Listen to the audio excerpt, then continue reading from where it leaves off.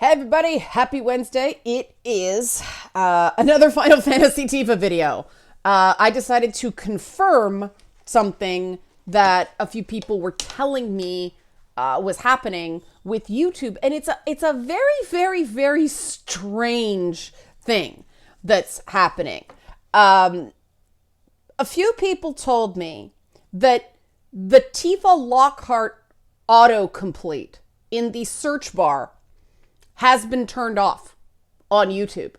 Strange, very specific thing, right? So let me show you. Here's YouTube. I decided to put something very neutral like My Little Pony on the screen because who doesn't love My Little Pony, right? But so, okay, you type Tifa Lockhart. To see the autocomplete doesn't happen. Now the odd thing is if you actually do the search, a whole bunch of Tifa videos pop up. And of course, the first thing that comes up is the Final Fantasy reveal. I'm not sure, because you've got, Tifa censored by YouTube, all this stuff. Like, they're not stifling criticism, censoring Tifa. They're not stifling criticism with this. They're just turning off the autocomplete for some weird reason. And it's only Tifa. Okay, it's only Tifa. I tried Aerith, and Aerith auto-completes. You see, we get the pop-up. It's weird, the first thing that comes up, not her full name. Cloud Strife, he comes up, but Tifa doesn't. Nothing. I got Tiffany Pollard, nothing. Like, they've disabled it. Is that because you were getting like a whole bunch of like Tifa Lockhart boobs, Tifa Lockhart tits, like all that stuff? Is that what we were getting? It's very strange.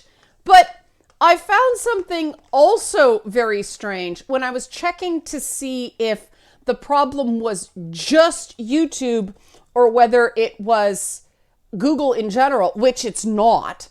Tifa Lockhart auto-completes in a Google search bar. But when I looked up Tifa Lockhart on Google, I found this puzzling article on Polygon that's like only a month old that like focuses exclusively on the characters' appearances on Polygon.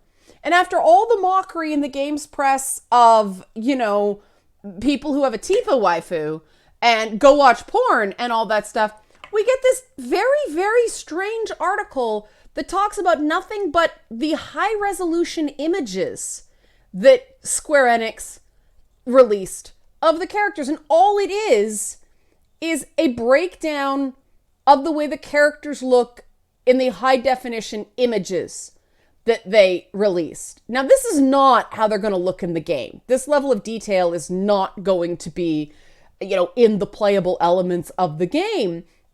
But all they do is talk about, first off, they dramatically reduced his spiky hair from the mid-90s and transformed it into a style more contextualized for 2019. It looks effortless somehow, like a modern advertisement for Depp hair gel. I don't know that that's necessarily something you'd see on the street all the time. That's still power spikes.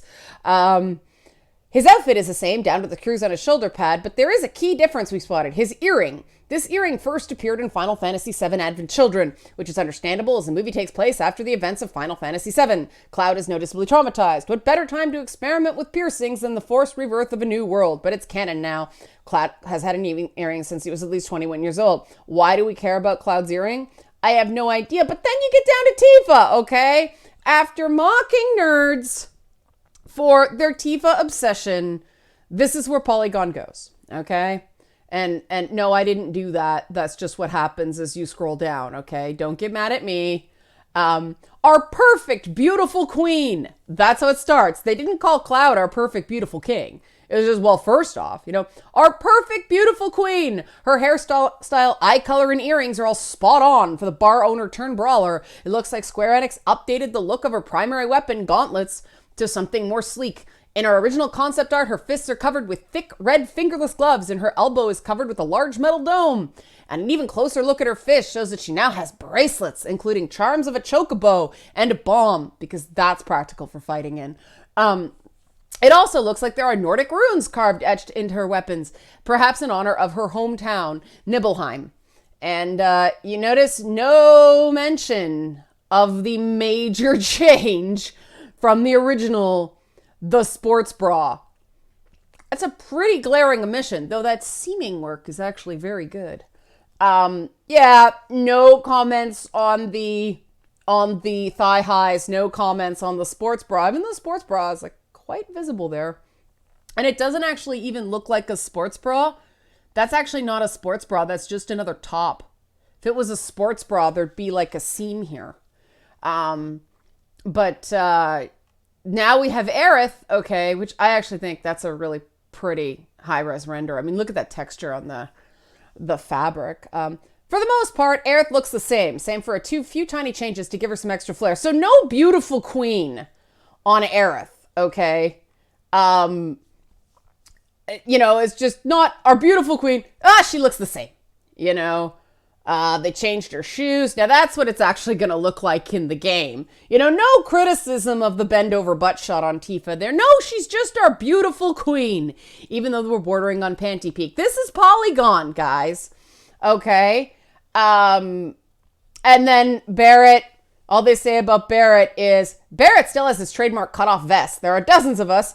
Dog tags, which are arguably two of his most distinguishing features, next to his gun arm. He also has an earring. Maybe he and Cloud got their piercings together. Maybe they had one too many at Seventh Heaven. Who can really say? His tattoo's definitely been colored and touched up in the remake, as seen from a still in the most recent trailer. Also, chest hair. Also, chest hair. Commenting on a man's chest hair. No other comment. Just he has chest hair. Now imagine if somebody did that to a female character, and you notice there's a picture of Tifa's ass even in the Barrett shot. Yeah, don't think I didn't notice that. But there's clearly something going on here. The fact that they would point out Barrett's chest hair, but not Tifa's sports bra in large images that force you to do this, okay? It's really difficult to not, because you're studying her gauntlets, and there you go. Yeah.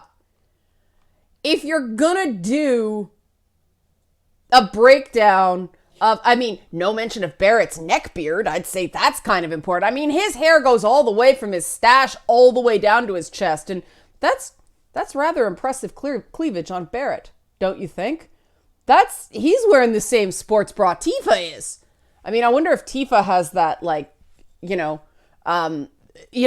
shackling underneath the chest to lift up the boulders.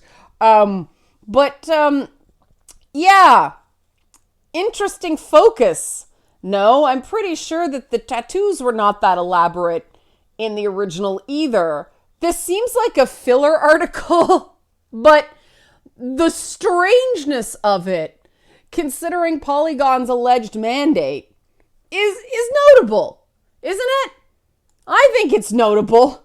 What do you think's going on here? Like, seriously, why is in 2019 it's considered, like, important journalism to go also chest hair on a male character, but completely avoid any reference to the wardrobe changes on her beautiful queen?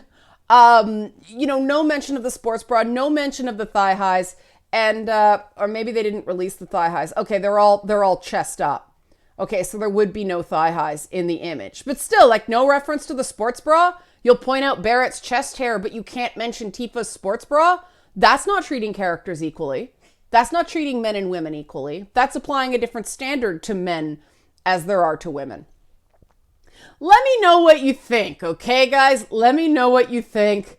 I'll do this on this one. Help support this channel. Become a monthly patron. Patreon.com/LeannaK. Thanks for watching.